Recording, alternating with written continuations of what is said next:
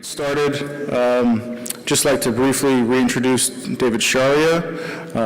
The panel is going to be focused on the CTED GRM Society Workshop, United Nations Security Council Counter-Terrorism Executive Directorate, and the Global Research Network.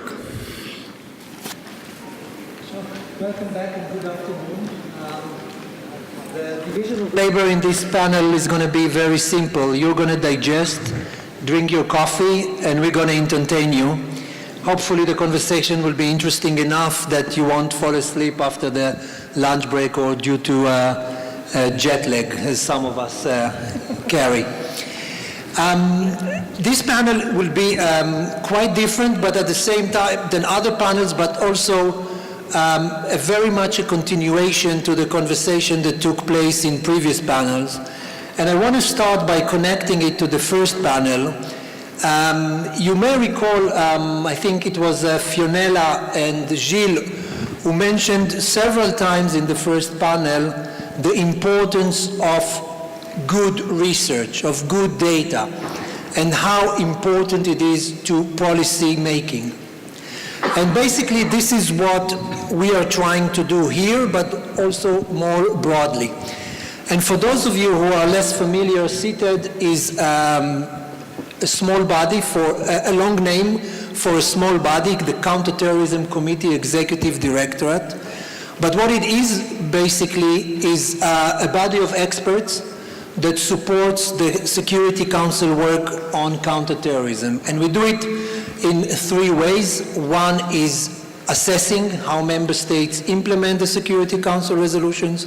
Second, we provide analysis on counterterrorism issues, and we provide expertise to the UN system.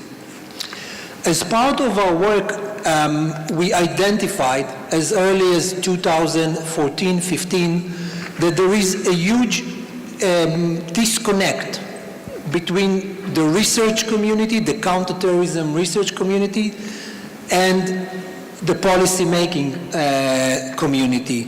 Those at the international level who we serve, the UN Security Council. But as was noted in the first session, this gap also exists at local or at national level. So we worked since then on trying to bridge this gap. And the way we did it is by developing what is now known as the Global Research Network.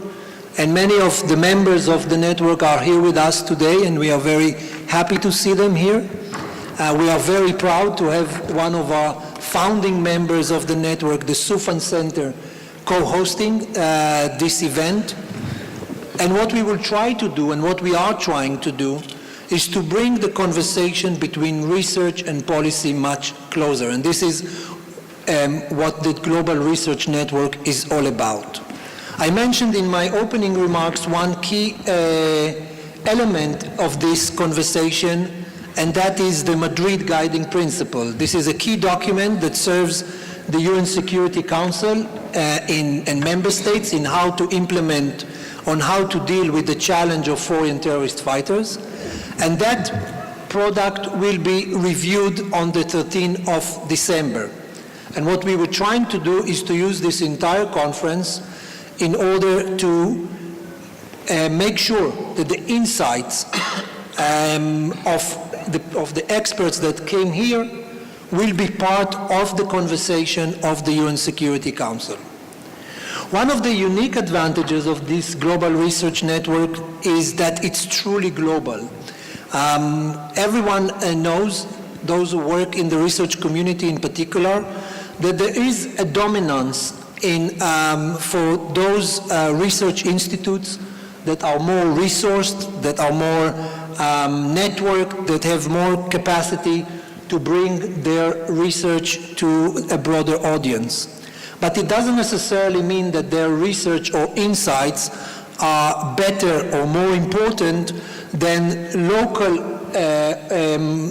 researchers or think tank or entities that understand better local dynamics and sometimes have better access to other players and better access to regional or local dynamics that a global or a faraway research center, as resourced as it may be, may not necessarily understand. So we're really trying hard to make it global, and this is one reason why we came here, because we wanted to hear perspectives from different parts of the world. And in many ways, we are very lucky today in this workshop to be able to have three different experts that will focus on three different areas, each with his own and unique dynamics. And with that introduction, I'm ready to move on to our first speaker, and this is Mr. Adrian Stoney. Adrian is a foreign policy and security analyst with a regional focus on the Western Balkan and the Eastern Mediterranean. I don't need to tell you how important this region is for the foreign terrorist fighters phenomena, historically, actually, if we're going all the way back to the early 90s, and I'm sure you will say a few words about that. He consults to international organizations, academic institutions, and private consulting firms, first in the US, Europe, and in Asia, on radicalization to violent extremism, counter-terrorism, irregular migration, organized crime, and other transnational threats.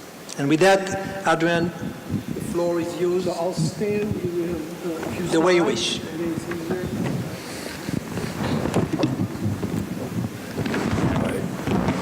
Ready?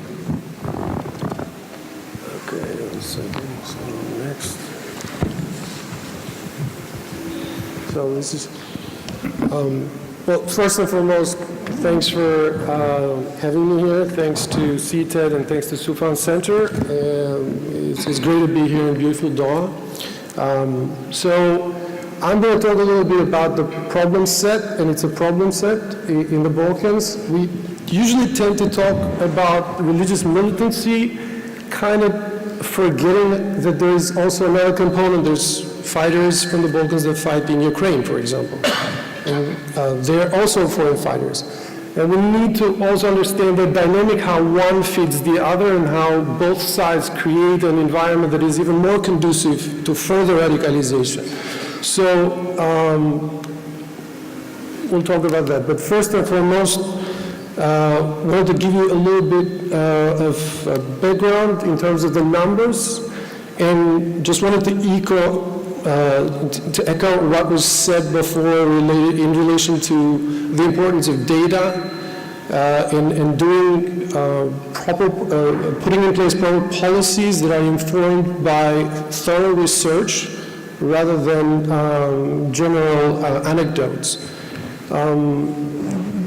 These pie charts show a little bit the distribution of those that generally are identified as foreign fighters, but not all of them are fighters. Obviously, as we know, you could see here that about 65% of the 1,100 individuals that we know have traveled to the battlefields of Syria and Iraq from the Western Balkans are military-aged men. The rest are about 20% children and about 15% women.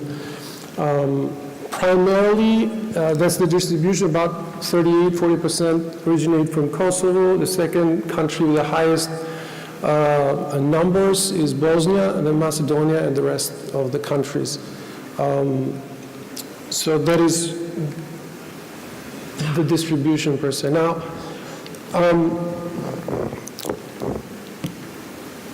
I wanted to put the whole number in perspective, right? Because we heard earlier during the presentation, the first panel, that there's been about, give or take, 5,000 fighters originating from Europe traveling to Syria and Iraq. Well, 5,000 from European Union, right? But Western Balkans is part of Europe, and the 1,100 individuals that have traveled from the Western Balkans to Syria and Iraq are not part of that 5,000. That is for sure. Now, that should give you perspective as to what we're talking about, because the population of Western Europe, in terms of European Union, is about 500 million, right? Whereas when we're talking about the Western Balkans, the population is a lot smaller. okay? And this is why I wanted to give you perspective when I did this comparative study, right? So this is the current situation, about 21% being killed, 31% returned, 48% are either in Syria and Iraq or we don't know, maybe they've moved to other places, or some of them are arrested and are being held in areas in northern Syria. But if we're talking about returnees, because I mean the focus is on returning foreign fighters, this 31%, what do they represent in terms of the Balkans? They represent about 330 individuals who have returned, right? And 94% of these individuals have returned in those 4 countries, which is Bosnia, Kosovo, Albania, and Macedonia. These 4 countries have a population of 10.3 million, right? So I wanted to see which other countries in Western Balkans are experiencing a similar inflow of returning foreign fighters. And those 4 countries are Austria, the Netherlands, Belgium, and Denmark, okay? And the population of those 3 countries is 43 million. So if we're doing the math, and it's right here, to see what is the average rate of returnees per million inhabitants, that's what we get. So in the countries of the Western European Union, 7 per million. In the countries of Western Balkans, 30 per million. So it's over 4 times higher, the rate of return. Now, I also wanted to see not just the rate, but what are the capabilities of the countries in the Western Balkans to actually deal with the problem set, right? They have 4 times the rate of returnees compared to countries of Western Europe. Because we often hear this kind of suggestions, well, look at the Aarhus model, look at what the Danes are doing, you know, how they're dealing with returnees. I mean, that could be replicated, or what other countries in Western Europe are doing. But is that just wishful thinking? And that is what the numbers indicate here again, because I was looking at the GDPs of these countries, which represent the capability, financially speaking, to actually deal with a problem. Okay, and that's only one dimension, right? And that is what that's what I found, that basically those 4 countries, same 4 countries basically, they have a combined GDP of $2,049 billion US dollars a year. Whereas the countries, the 4 identified countries in the Western Balkans, only $49 billion a year. So they have only the last 2 digits of what those countries in the Western Europe have in terms of capability, you know, financial capability to deal with the problem, right? Although they have over 4 times the number of returnees. Now, that needs to sink in a little bit, right? Because definitely a lot more needs to be done, but we need to also be realistic with what we're dealing in terms of numbers. And the main issue here, and again, I'm not going to take too much time because we can leave it for the Q&A, but the children are one of the major issues that we're facing in the Balkans. Over 200 have traveled from the Balkans. It's a huge number. Again, go back to the original number I was talking about. 94% of those individuals come from a pool of about 10 million people, right? And so that's what you're hearing. 200 have traveled, but then hundreds more have been born in Syria and Iraq between 2012 and 2018. Bosnia, for example, has the highest number of children that have left. So we're talking about 81 children and about 61 women. And again, also the highest number of women from the region as proportion of the total number of individuals who've traveled to Syria and Iraq. So basically, if you can see, I was reluctant to put pictures up there, but then I said, well, let's put them, because mostly those kids are handling weapons in those pictures. And that is the problem. How do you undo that? And it's going to be a long challenge. Obviously, it's going to take a lot of specialized dedication and support that, again, takes means, takes funding, and takes patience. Now, this is the part that is also important we need to talk about because it feeds those sentiments that galvanize violent extremism and generate more recruitment into violent extremist organizations. Now, this is according to the Security Services of Ukraine in 2017, about 300 citizens of Western Balkan countries had joined militias fighting in Ukraine on the side of Luhansk and Donetsk People's Republics. They primarily originate from Serbia, Bosnia, and Montenegro. And some of them are affiliated with one of the organizations is well known in the Balkans, Srpska Čast, which is Serbian pride, honor, which is a paramilitary formation. That individual right there at the very corner is, wearing the emblems of that organization. So there's also a smaller number of Croats that have gone, a few dozens, that have joined the Azov battalion. They are right there in the middle, on the other side, right? So who are these Srpska Čast? So these individuals have gone to fight in Ukraine, but they belong to this paramilitary organization. This is 3 pictures to kind of show who they are.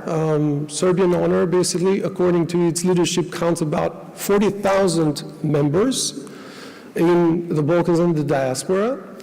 Propaganda material, so that's on the left-hand side, upper corner there, that's their emblem. That's what they use. Again, clearly they use religious symbols and indicate, the propaganda clearly indicates ultra-nationalist views and goals.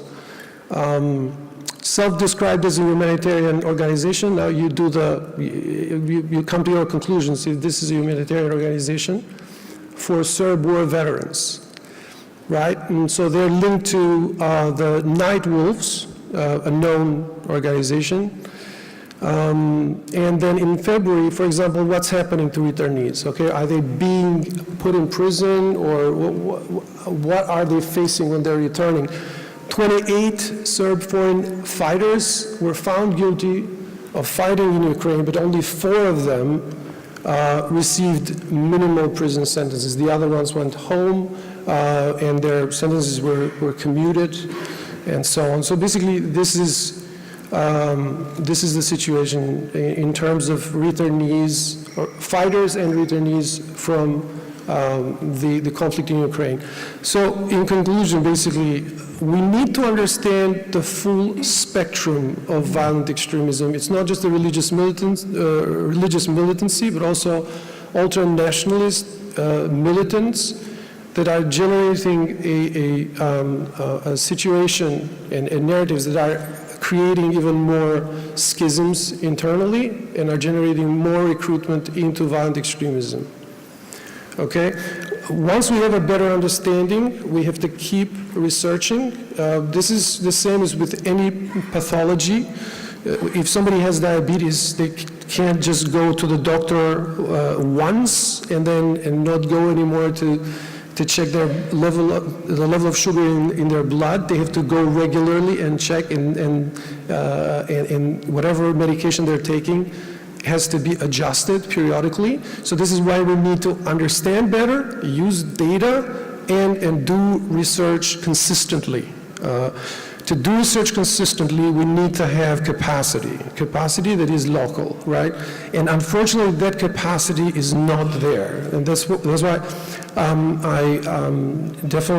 know I'm not going to do anything that is going to surprise you, but I'm going to suggest and heavily do so, that more resources are put into building the capacity of local research institutions and civil society to do proper scientific research on these issues, and to create better forums for interaction between policymakers and civil society and researchers, in a way that policy is informed by proper research.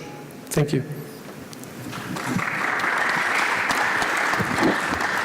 Thank you, Adrian. You just nailed exactly what this is all about. Yes, we need more research, and we need to connect better research and policy making, and we need to do it at the local level in order to get more insights on how things happen. I really appreciated the point you make about the need to understand the differences in capacity and the differences in numbers, and we see it very often in the Security Council, where the Security Council adopt measures at the global level, but the challenges for countries with less capacity, and just bear in mind that now all countries are required, for example, to integrate biometric technology, and that's a requirement that is mandatory.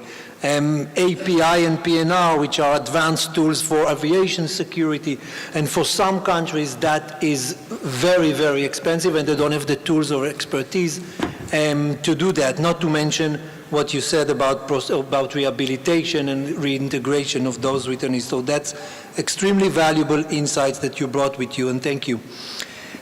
We move to our next speaker, which at least for us in CTED is not a new one. We were very fortunate to have Jennifer briefing the Security Council on the situation in Southeast Asia.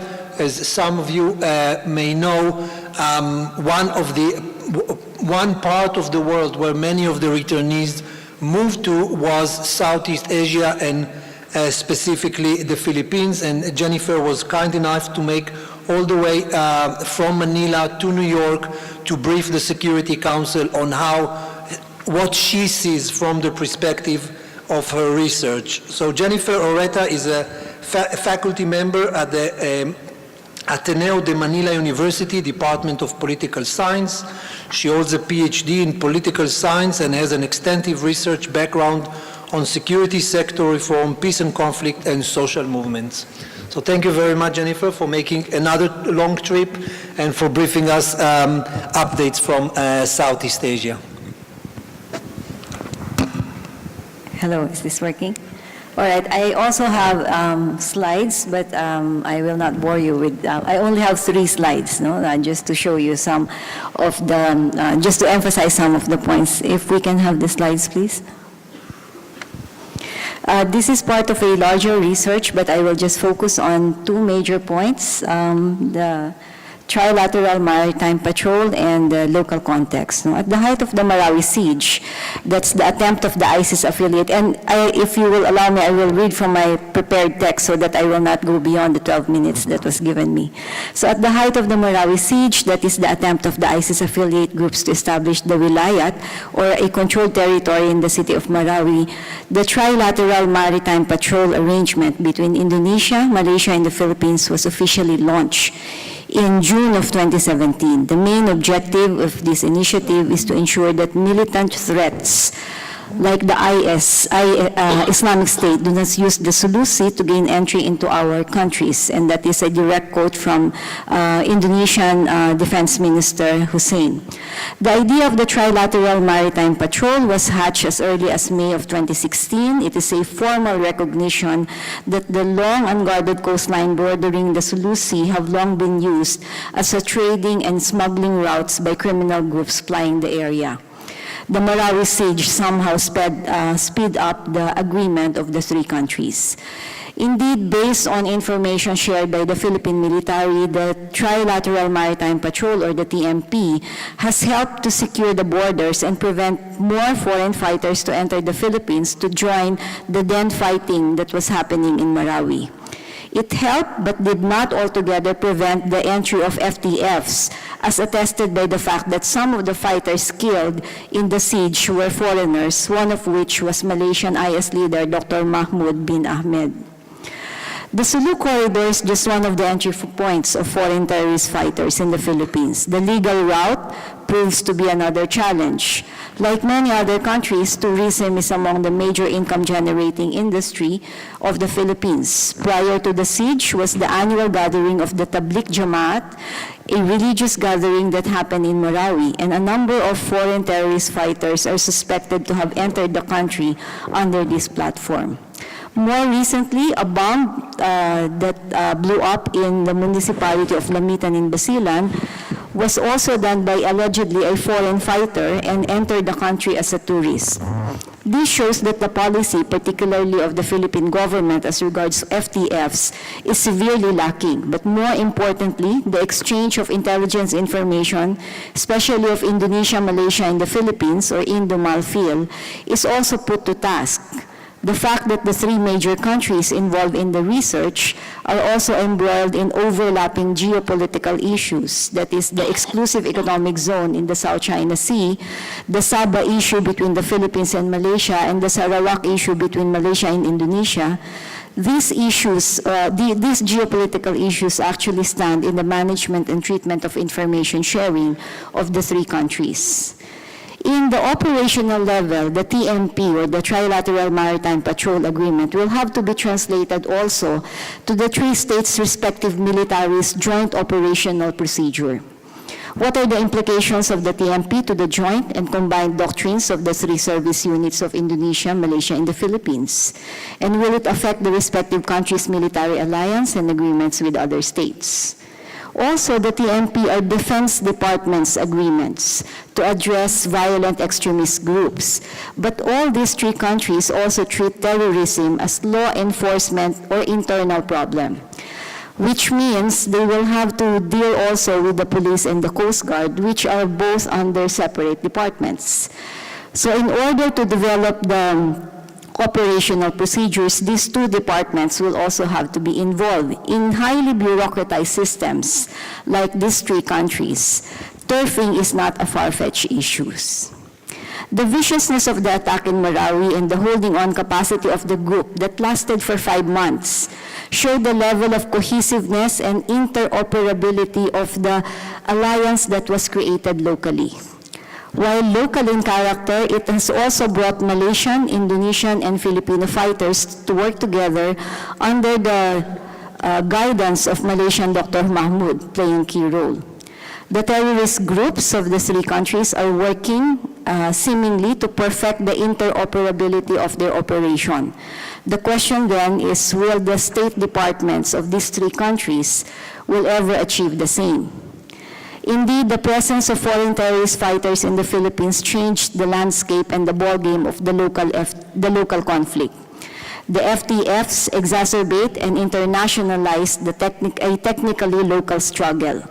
It also brings, or the FTFs also bring with them new ideas, new skills, as well as international network of connection. They bring to the larger stage what could erstwhile be a domestic concern. Now, if we move to the next slide, please. The local landscape, note that not all, as mentioned in the two previous panels, not all the members of the so-called violent extremist groups in Southeast Asia are hardline ideologues. There are, in fact, various routes to their recruitment. Belief in the ideology is just one of them. In the Philippine context, extremist groups latch on the legitimate and actual struggle of people in Mindanao against a perceived or actual injustice. It also capitalizes on the marginalization, again, actual or perceived, of a given demography, that is, young people in Mindanao, particularly in geographically isolated and depressed communities. It also manipulates the economic need of certain groups by giving them allowances if they join the organization.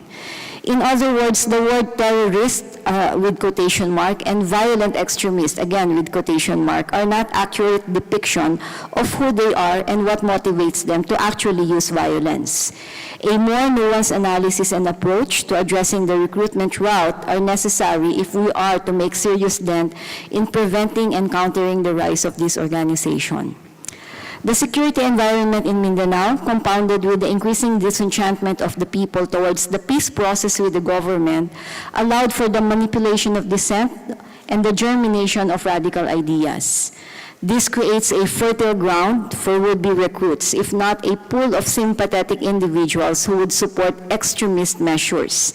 The groups that you see in the slide are all part of what we call the Dawla Alliance. They have relative freedom to move around without fear of detection, to host foreign fighters, to have the freedom to train and be trained in the use and manufacture of terroristic weapons.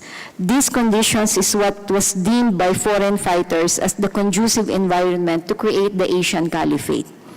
Consider the two major groups involved, especially in the Marawi siege that happened between May until October of 2017. In 1991, the Abu Sayyaf Group was founded by Janjalani, a returning foreign fighter who fought in Afghanistan in the late 1980s. He was influenced by radical ideas while in Afghanistan. He was later killed in 1998, but not after he has indoctrinated others and recruited them in the organization, as well as linked up his international contacts with the local Abu Sayyaf Group. So while the operation of the Abu Sayyaf is technically in geographically isolated islands of Sulu and Basilan, the network of connection brought by Janjalani allowed the group to operate in the Sulu corridor with networks from Malaysia and Indonesia. The Abu Sayyaf would later on create very close ties with Jamia Islamiyah of Indonesia, receiving training from JI in bomb making and serving as safe havens to a number of wanted terrorist personalities. They later on would find channels to link with Al-Qaeda and later on with ISIS. The second group, the Maute Group, is an ISIS-inspired armed group primarily operating in central Mindanao. It was founded by the brothers Omar Khayyam and Abdullah Maute, both of which were former contract workers of the Middle East. They both studied in between working in Syria and the United Arab Emirates. So while technically they are not returning foreign fighters, both brothers have established linkage in Syria and UAE, linkages that would prove to be critical in the operations of the Maute Group. The two cases show the potential radicalization of overseas workers, to which Indonesia and the Philippines are major exporters. This therefore begs the question, should governments like the Philippines and Indonesia institute monitoring policies for its contract workers?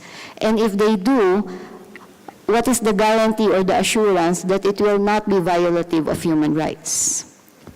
Prior to its prominence as terrorist organization, the Maute Group is also an influential family in the province of Lanao del Sur. They field and support political candidates for local government position.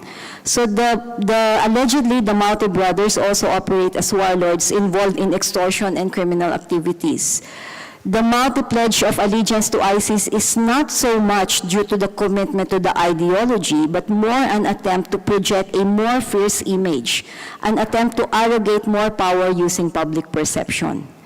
The Dawla Alliance, as I mentioned, the groups that you see in the slide, has facilitated the coming together of groups that are traditionally divided by geography, ethnicity, and history, and they have worked in the past separately. As mentioned, Malaysian IS leader Dr. Mahmoud played a significant role in the forging of alliance of these erstwhile disparate groups.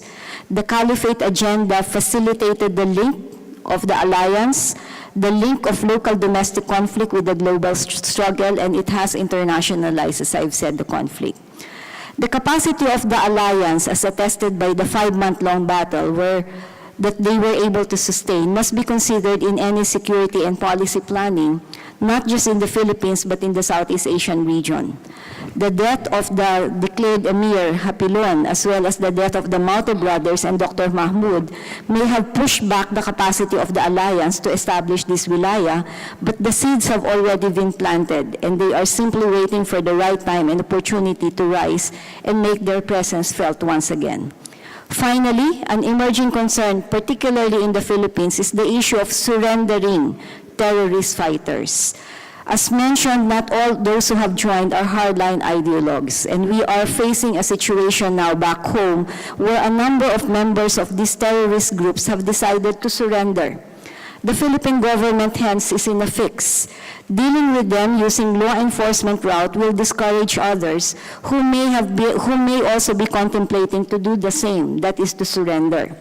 Yet the government has also pronounced hardline position against terrorist groups.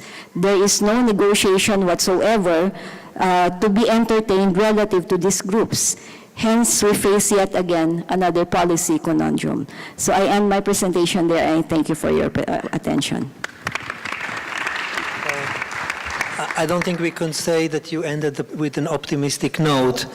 But you raised a few important points which are very critical to the conversation today and clearly demonstrate the importance of understanding the local dynamics, which we very often miss when we speak in broad terms, for example, on issues of prosecution of terrorists, and you were able to identify how complex and nuanced and sometimes even counterproductive a hard-line approach may be. So thank you, Jennifer, for coming again, and thank you also for being a wonderful member of the Global Research Network.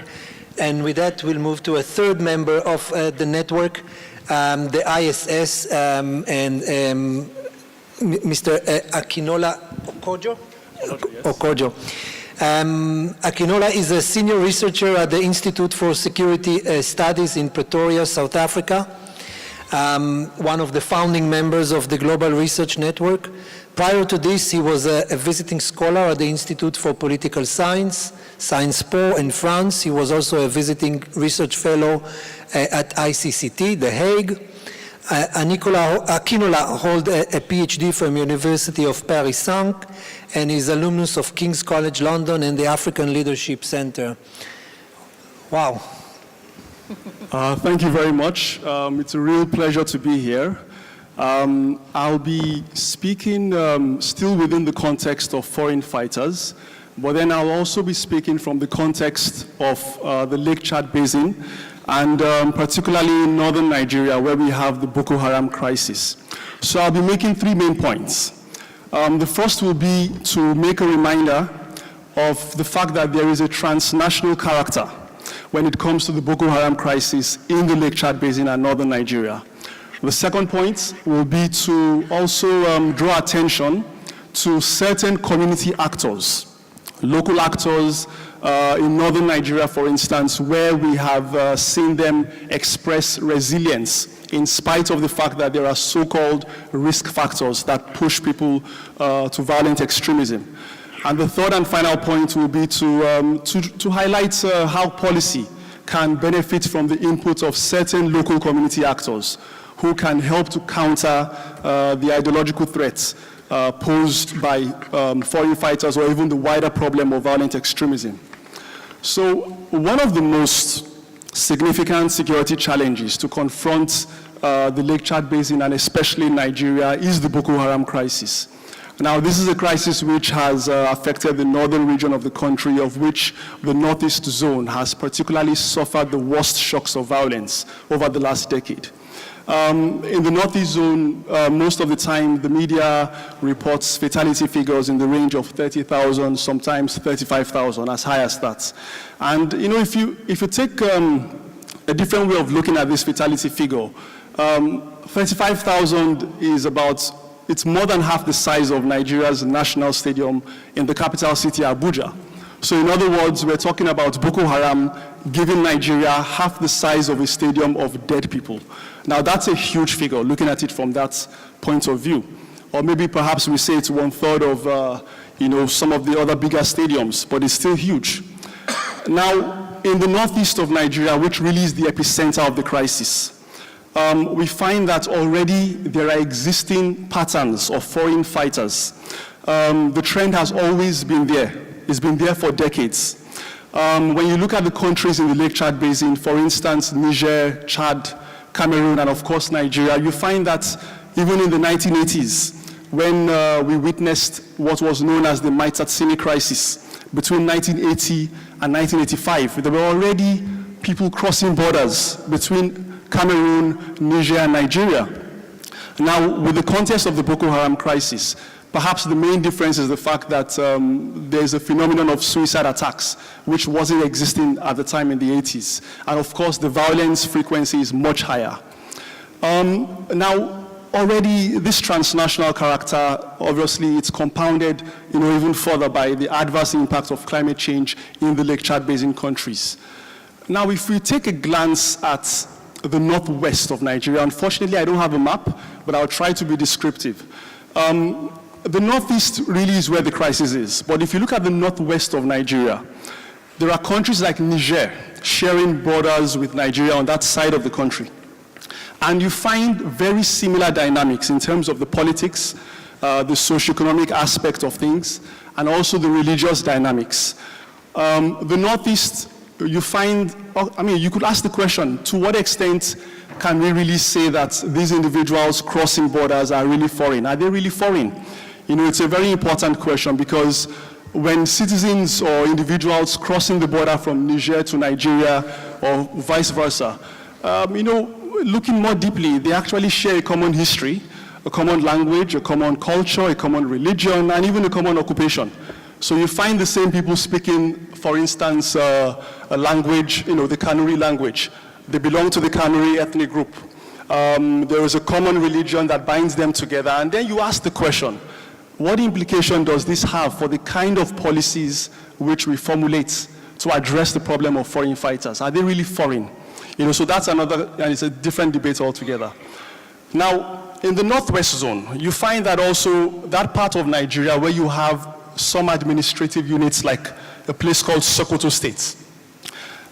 You find individuals who also have, you know, kith and kin across the border on that side of Niger's territory. And I visited Sokoto State in 2014 and again in 2015, and I crossed the border, and I found that I could speak the same language which is spoken in that part of the country with those living on that side of the Nigerian border. And even in Maiduguri, when I visited in 2015, you know, you find the same trends. Now, in the Northwest, in spite of the fact that at the height of Boko Haram's crisis, around 2011, 12, 13, in spite of high levels of poverty, both absolute and relative poverty, in spite of the fact that there is a history of religious-related crisis there, the communities there have been able to express resilience against these factors. And then we ask why, or how has this been possible? And I think this is where research really needs to, you know, be more critical in terms of finding out the factors that explain why we don't see, you know, a high level of Boko Haram's crisis expressed there.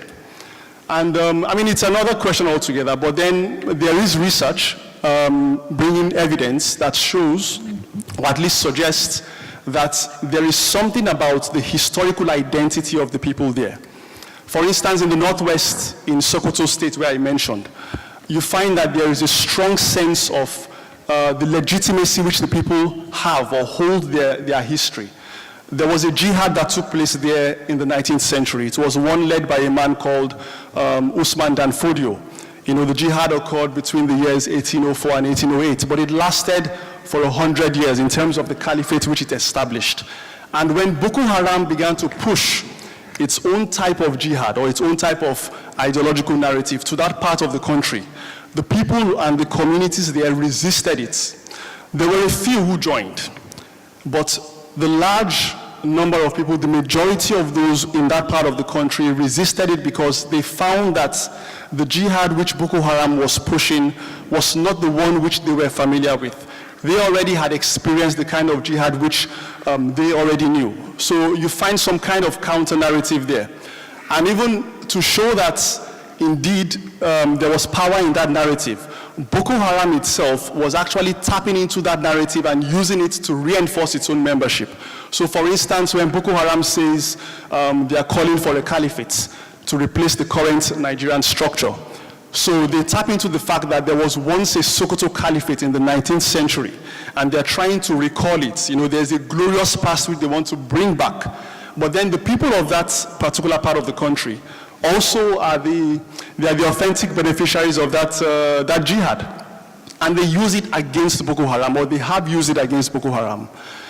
Now, when we always quote, you know, we use arguments like, okay, poverty pushes people, deprivation and you know, things like that. You know, we need to exercise some caution when we use, you know, attribute those factors as reasons why, you know, people get pushed to violent extremism. It is a very valid one. It's one which requires attention. There is a need to address deprivation factors. But then, if that were the case, places like the Northwest in Nigeria, where you have high levels of poverty and the kind of, you know, historical trends there, we don't see the same kind of violence occurring there. So we ask the question, what else has, reinforced their resilience? And I think resilience is a very important factor because life still goes on in some of these communities. Now, my final point about how policy or policies can benefit from the input of certain local community actors. When we speak about foreign terrorist fighters, it's not only in terms of the physical presence of these individuals that causes a threat or represents one. Sometimes it's also in terms of the ideology which they push. So for instance, we find that, okay, maybe there isn't massive evidence to show that some of the individuals who left the shores of Africa to join the camps of Syria and Iraq had returned, even though we don't find them in massive numbers. Does it mean there is no threat? In March 2015, Boko Haram actually pledged allegiance to ISIS. August 2016, Boko Haram split into two factions, one of which actually is closely aligned to the ideas of ISIS. Now that itself is a threat. And lately this year we've been seeing some court cases taking place in places like Senegal, sort of mapping out links, even though it's still loose, but some kind of linkages between individuals in Senegal and some who may have gone to the northeast of Nigeria. So you still have all this, out there. But the point I'm making is, in terms of countering this ideological aspect of the threats, it is necessary, and I argue it is necessary to identify specific community actors who possess a particular skill set that can counter it, or at least contribute to it. So we're talking about how national action plans and strategies can integrate or more deeply integrate some of these actors. We take, for instance, Islamic clerics, and I think this is where I might have to maybe come up in a debate or counter a little bit of what was said in the previous panel. There was a point being made about how, in another context, clerics or religious leaders may not be effective. But then it's very contextual, because in the case of Nigeria, clerics play a very important role for two reasons. One, clerics in Nigeria's context are most familiar with the essential doctrinal elements that are required to deconstruct the kind of narrative which Boko Haram pushes. In terms of counter-messaging, counter-speech, counter-narratives, clerics play a very important role in northern Nigeria. The second reason, clerics occupy a very important role at the heart of communal resilience, from which resistance against Boko Haram can emerge. And we have examples, evidence to support this. In northern Nigeria and even in Nigeria at large, we have Islamic clerics, for instance, who are mentors and patrons of certain organizations like the Muslim Students Organization, where you have millions of youths who are affiliated to them. You have the National Council of the Muslim Youth Organizations, with millions of individuals who are members. And the youth demographic in Nigeria and even in Africa, even when you speak of Al-Shabaab, is the most targeted group of individuals that groups like Boko Haram, Al-Shabaab, Al-Murabitun, and the rest of them in the Sahel often target. They find them vulnerable and they target them. So you have these individuals who are members of these organizations that clerics are actually the patrons and mentors, providing theological guidance to them. Whether or not the guidance is negative or positive is another debate, but the fact is that they occupy a very, there's a platform that is given to them, and they have access to preach also from the pulpits. And in Nigeria, and also in the Lake Chad Basin, you find that when messages are pushed out even from the mosques or from the places of worship, most of the people who listen, sometimes they take it hook, line, and sinker. They accept it, and they actually use it as a means to plug into the socioeconomic and political, debates. So say, for instance, some years ago, we had the big debate about the Scharia, debate about it being, instituted in the country. Most of these messages were talked about in the places of worship. Clerics played a role in terms of the discussions and the conversations around it, and a lot of people went with it. You have clerics who also have, particular connections with, local governance structures and individuals. The village heads, the ward heads, the district heads, with traditional leaders. An emir, for instance, a sultan. They consult clerics. I happen to have been in one of the palaces the Sultan's Palace actually in Sokoto State in 2014, and they have meetings there every month or every week actually. So they're actually consulted by some of the leaders who have the legitimacy within those communities beyond the states. There was a reason why Boko Haram particularly targeted clerics between 2010 and 2013, and I'll tell you why. A reported 18 clerics were officially confirmed killed by Boko Haram. And one of the reasons was not only because Boko Haram was using an exclusivist doctrine, but also because Boko Haram recognized this particular community actor as very potent in terms of the way they mobilize people. So I'll stop there, and hopefully maybe during the Q&A and other private conversations, we can have some conversations around these issues. Thank you very much. Thank you very much, Akinola. The wealth of knowledge that you bring, and again, the importance of understanding local nuances, what works in one region will not work, and the need for more research to understand resilience of communities so that we could use them perhaps for other areas of the world. These are all very valuable insights, and thank you for coming and for being with us. We have a rare opportunity here to have a policymaker turned researcher, and that is Mr. Zango Abdu, who has more than 30 years of experience in the diplomatic and intelligence community in Nigeria. He worked in Africa, Europe, and the Americas, and he has served in numerous ad hoc governmental assignments, including in the area of counter-terrorism. And today you are the interim director of the Sahel Institute for Strategic Studies. And if you don't mind, before, I know you made a presentation and are ready to share with you your research, but if you could say also a few words from the perspective of research, a policymaker turned research, how this interaction can better work, what policymakers need to get more from researchers, and how this dialogue could work in the most productive way. Please. Thank you very much. Thank you very much for the opportunity for this forum, and I want to thank Ali for providing the push for our counter-terrorism CVE foundation programs and so many other initiatives. The interaction between policy and research is positive correlation, absolutely. I've sat at the policy level in the Ministry of Foreign Affairs and in the intelligence realm, working on counter-terrorism issues. My last assignment was in Washington, where I was the deputy ambassador, and I serve on the Global Counter-Terrorism Forum. I serve as liaison with the various agencies in Washington relating to counter-terrorism. I was also the representative on the Sahel Working Group, an area that is very dear for and I found that very beneficial. Research feeds into policy, and any research, any policy that has no input for research, you will find that there will be gaps.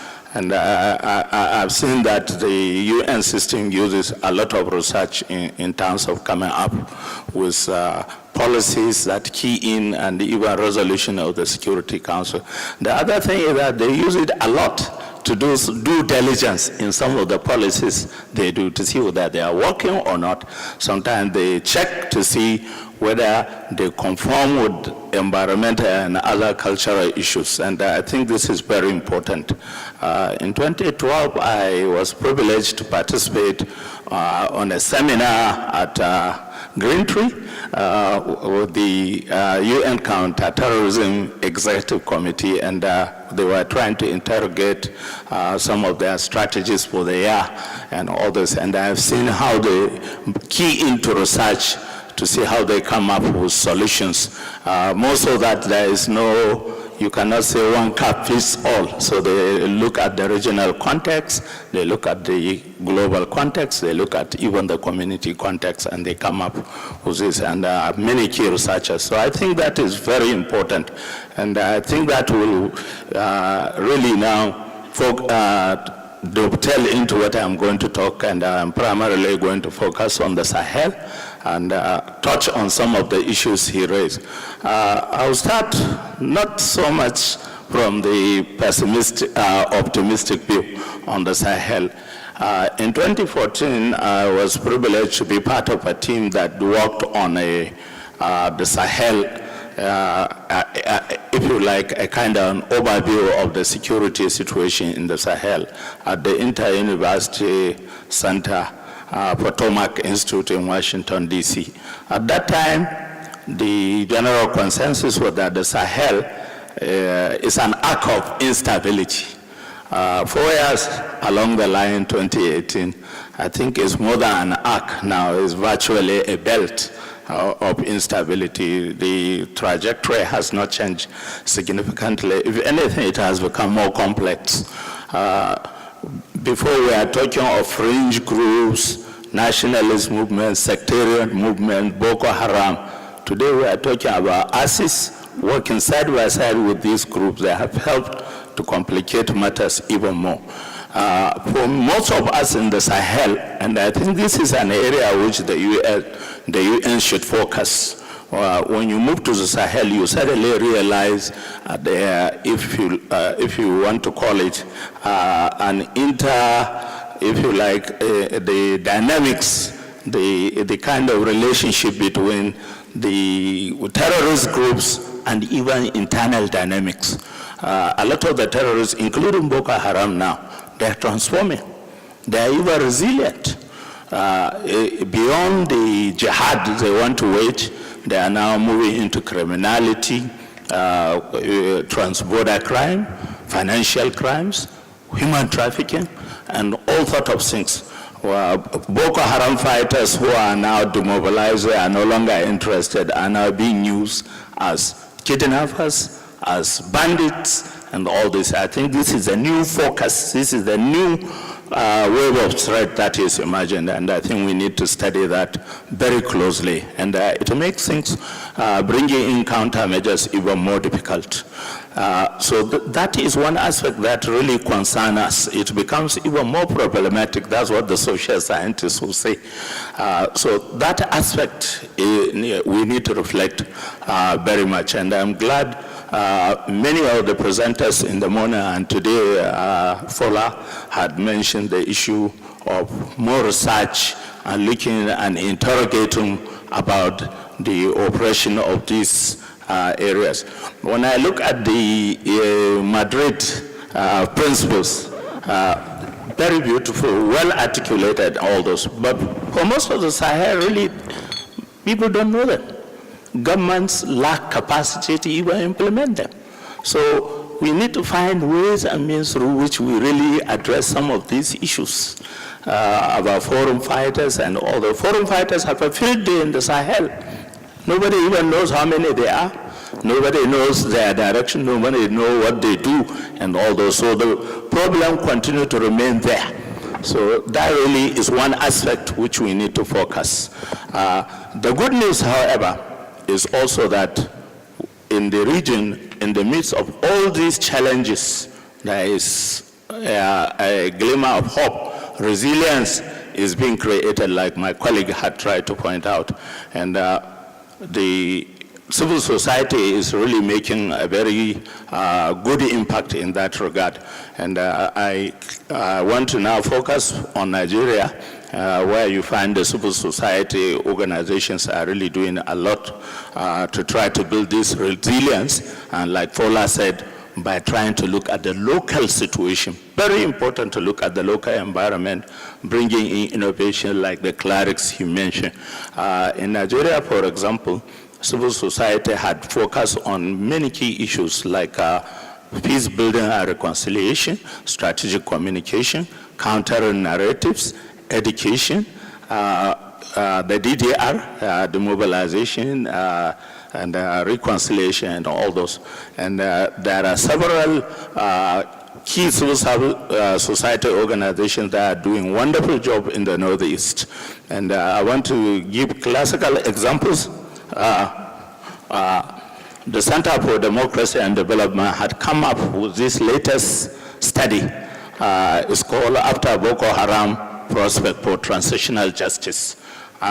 This is an all-encompassing work on seeing how do you rehabilitate Boko Haram fighters who have served jail terms, who have been de-radicalized, and at the same time, how to create a platform where they interact with their victims. Wonderful study, but when it went to the implementation, they suddenly realized there were a lot of problems, a lot of challenges.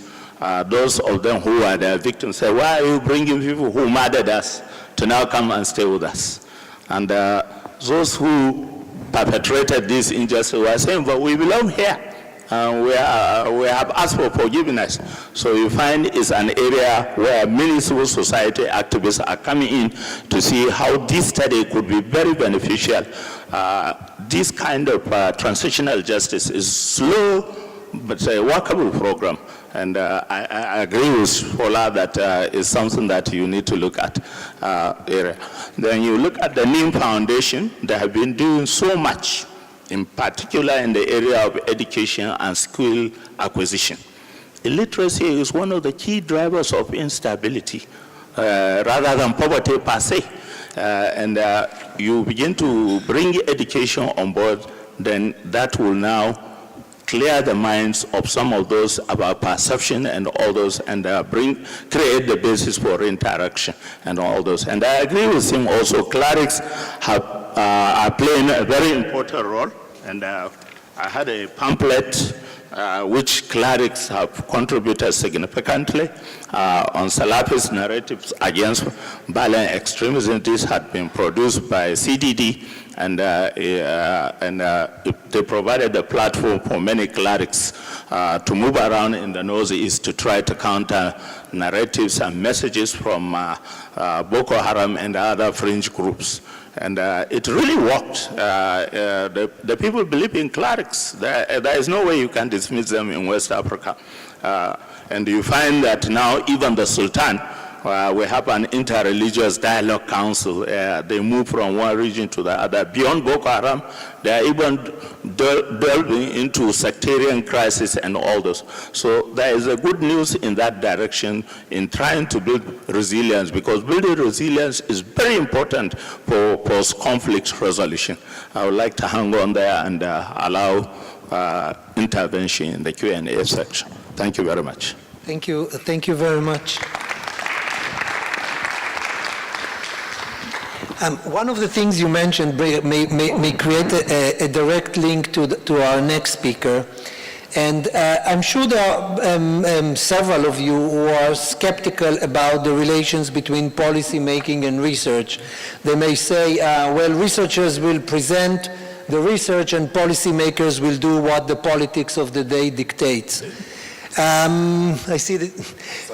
Absolutely. So we have one, probably the best case study that we could bring on a global level. I'm sure there are numerous on national and local level, but from our perspective, we have one case study of where research and policy worked hand in hand, not only by creating policy that is driven by research, but also taking one advantage that researchers have and policymakers very often lose. In times of crisis, in times of security threat, policymakers tend to focus on the troubles of the day. Researchers have the advantage of being able to look beyond the horizons of things that may come down the road and perhaps now are not seen as a major challenge. And in this regard, I will have great pleasure to introduce Bibi van Ginkel, a research fellow at the ICCT, who is also another founding member of the Global Research Network. Her research focuses on the nexus between international law, human rights and humanitarian law and security issues, and pays particular attention to counter-terrorism issues, Bibi has a wonderful and long-standing cooperation with CTED, and she will bring a case study of the use and collection of battlefield evidence where researchers such as her and us work together to basically develop new policies. Thank you, Bibi. Thank you very much, David, for this nice introduction. Good afternoon. I hope you're all still awake. It's a little hard to look at you because I'm looking right into the sun. It's almost like that. Well, very honored to be on this panel also after these excellent presentations on all the troubles in the regions. And it's also had these kind of threat analysis that we need to look beyond the horizon to know what we need to be looking for. So I work as a researcher indeed at the International Center for Counter-Terrorism and the Klingendahl Institute, but lately also been working with CTED, even as a senior consultant to CTED for this particular project. Now, we've been talking today about returnees and the troubles with returnees and the policies that we need, and clearly they are cross-regional. I mean, we've here already had a couple of examples of trying to better understand what the threat is, where it's coming from, but also where it's going and what policies we actually need. Now, sorry, my laptop just closed down. And with these cross-regional problems, particularly policymakers are looking at ways to deal with this problem, to manage the problem, manage the threat, but also to come up with counter policies. And one of them is, of course, a policy that fits in a rule of law framework.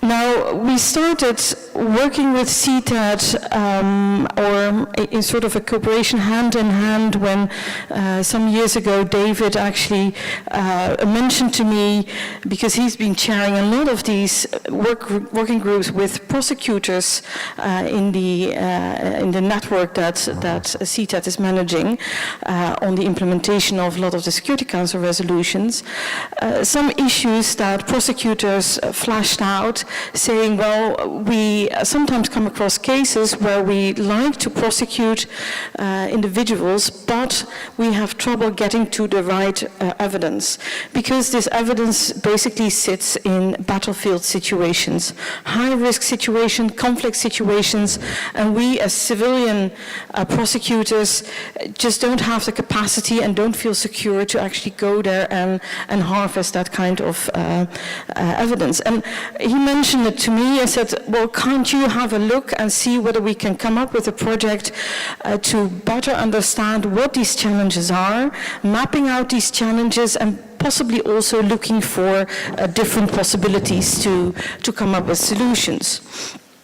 So indeed, we started working on this, first of all, looking at situations that already existed, because this is not new, and it's also not new that you look for different partners in finding solutions for this problem.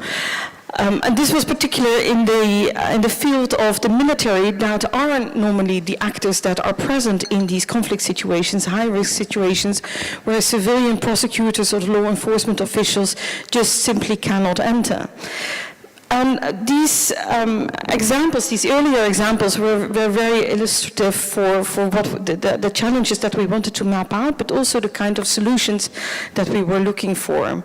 Now, you can think of the assistance that military gave, for instance, to the international criminal tribunals, to the evidence-based operations that were run in Afghanistan, mostly, but also the counter-maritime piracy operations, where naval operations were basically assisting law enforcement on the coast areas of the coast of Somalia, the coastal states of coast of Somalia.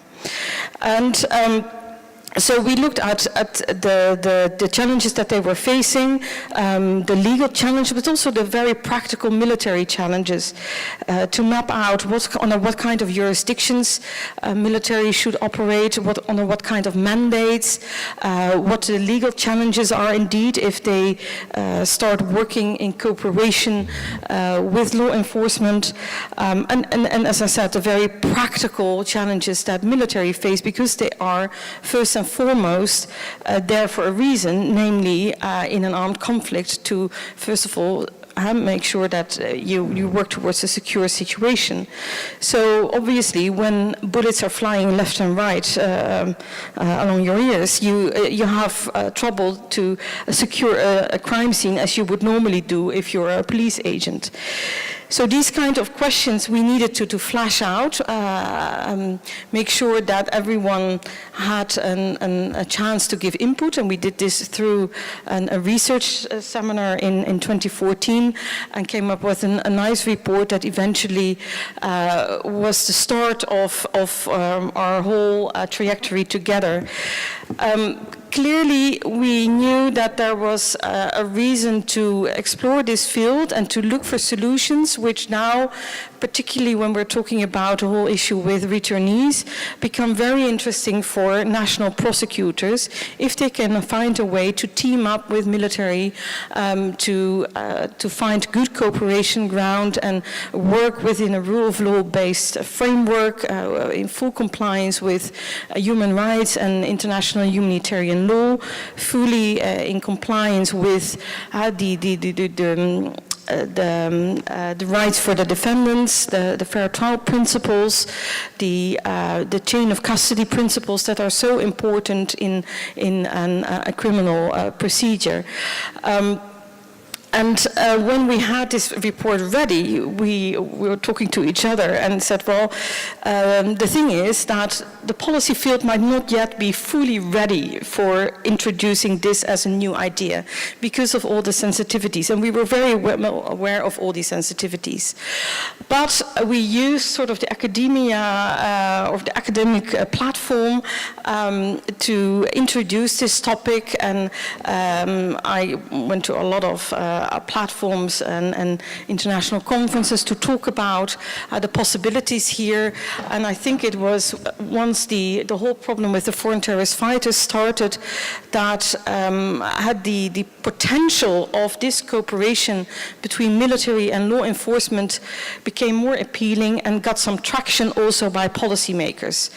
I wrote another paper particularly looking at this problem with foreign terrorist fighters and returnees and connecting this to the whole idea of collecting evidence or information by the military to be used as evidence in court by law enforcement agencies.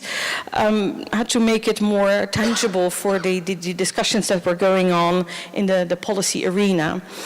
And I think it's now 1.5 years ago, I think, David, that we had a side event during UNGA where we actually launched our cooperation to start developing UN guidelines on this role of military in collecting evidence and how they can assist law enforcement actors. Now, you might think that this is still very far-fetched, but I can assure you that it is already taking place. There are already examples, and what we like to do with these UN guidelines is give, as it says, some guidance to those states that actually also think that there is some potential in order to move as quickly as possible from a war paradigm to a law paradigm and to a rule of law-based response to the problem of returnees and foreign terrorist fighters.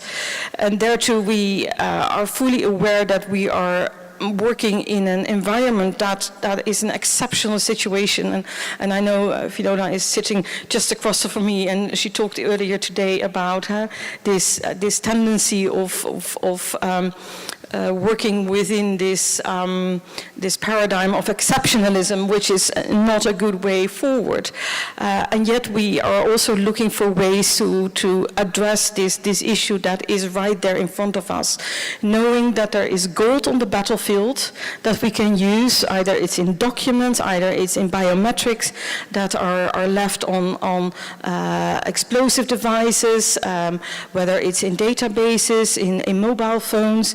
There's all this information, including the witnesses that are there, that can be actually used to prosecute foreign fighters, the perpetrators.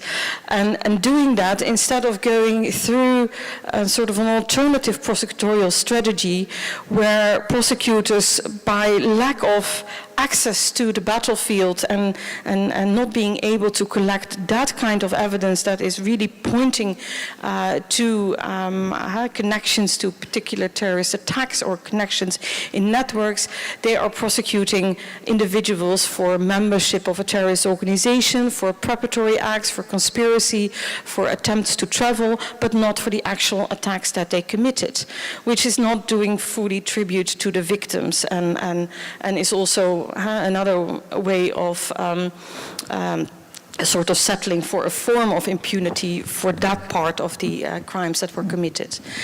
So knowing that that gold is out there, knowing that there is a possibility to work together, we now have to find a way to make sure that we are not falling in this category that Finola calls this exceptionalism that is the wrong road ahead. So in this attempt to look for this cooperation between military and law enforcement, we are reiterating that this is a way that we can only use in these exceptional situations where the rule of thumb is as civilian as possible and only as military as necessary. And when we are moving in this cooperation with the military, that we flash out and specify to the maximum extent possible and politically feasible way all the rule of law and human rights basic principles that need to be taken into account. We do that by, first of all, making sure that military only are operating under an international legal mandate, doing that by making sure that national contingencies, maybe sometimes also within their own borders, are doing that with the proper mandate and proper powers to do so, for instance, because it's an emergency situation. They do that in close cooperation with law enforcement agencies, for instance, by embedding them or having hotlines and making sure that the connection is there.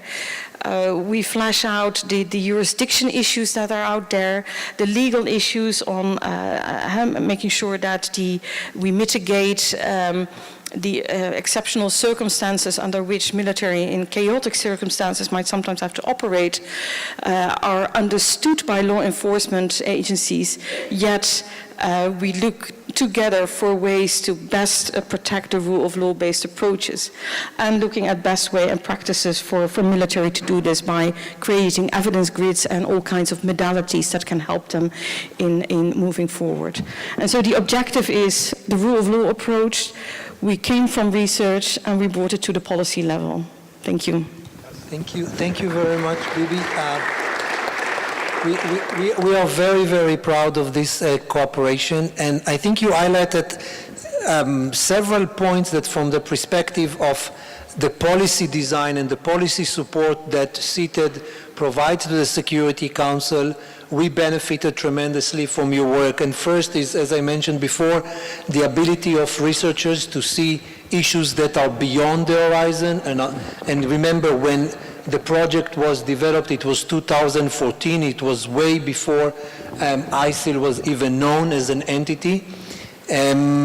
Second, we knew from CTED that there is a problem with battlefield, but I think we were humble enough to know that this is a far too complex problem for us as an office to try to handle by ourselves. We need the support of researchers who are able to dedicate the time, attention, and research capacity to come up with solutions, then don't end up with what was mentioned earlier in the first panel as hasty solutions. And for that, only researchers may have the time to come up with such products. Then you also mentioned another area of advantage of working with researchers, and that is political sensitivities. Sometimes we can come up with good ideas, but the political environment is not ripe for that. Researchers have the benefit that they are not bound by political sensitivities. They are not committed to political dynamics. They're not reporting to political office bodies as we are, and are able to pursue agendas because they're important, not just based on their limitations.